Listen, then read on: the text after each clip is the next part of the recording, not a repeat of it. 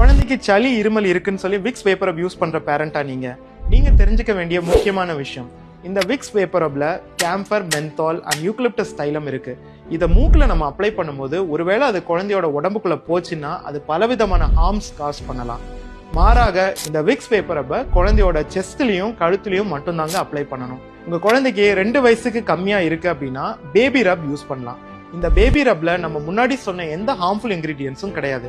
Just coconut oil, aloe vera இந்த மாதிரி தான் இருக்கு. இதையும் நம்ம குழந்தையோட மூக்குல அப்ளை பண்றதை அவாய்ட் பண்ணிட்டு ஒரு மசாஜ் ப்ராடக்ட் மாதிரி அவங்களோட செஸ்ட்ல, கையில, காலில் வந்து தாராளமா அப்ளை பண்ணலாம்.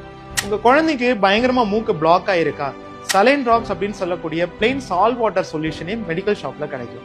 அதை நீங்க வந்து யூஸ் பண்ணிக்கலாம். அண்ட் வீட்டில் கிடைக்கக்கூடிய புதினா, துளசி, இஞ்சி சாறு, தேன் இது எல்லாமே இருமல் சளிக்கு வண்டர்ஃபுல்லான மெடிசன்.